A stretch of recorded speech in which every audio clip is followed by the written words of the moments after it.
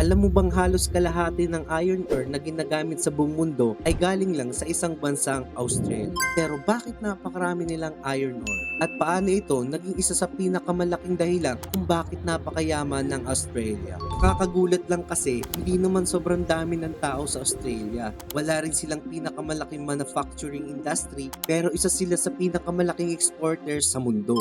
Ano nga ba ang sikreto?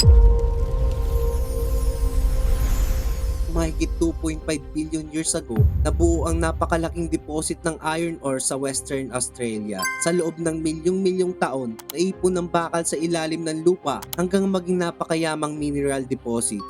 Noong 1960s, natuklasan ng mga geologists kung gaano kalaki ang reserves na ito. Dito nagsimula ang malawakang pagmimina. Pero hindi lang dahil marami silang iron ore, may tatlong malaking dahilan. Una, napakataas ng kalidad ng kanilang iron ore kaya mas gusto ito ng mga steel manufacturers. Pangalawa, malaki ang kanilang mga minahan at gumagamit ng modernong kagamitan kaya mas mabilis at mas mura ang pagmimina. At pangatlo, malapit ang Australia sa Asia lalo na sa China, Japan at South Korea na ilan lamang sa pinakamalaking gumagawa ng bakal sa mundo. Mas maikli ang biyahe ng mga barko kaya mas mababa ang gasto sa transportasyon. Sa kasalukuyan, ang iron ore ay isa sa pinakamalaking pinagkukunan ng Australia. Bilyong-bilyong dolyar ang pumapasok sa kanilang ekonomiya bawat taon. Kapag maraming demand para sa steel sa buong mundo, lalo ring lumalakas ang ekonomiya ng Australia. Kaya sa susunod na makakita ka ng skyscraper,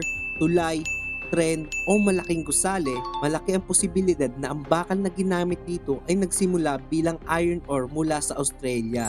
Minsan, ang pinakamahalagang kayamanan ng isang bansa ay hindi nasa ibabaw ng lupa, kundi nakabaon ng bilyong taon sa ilalim nito. And this is Book of Facts. Thank you for watching.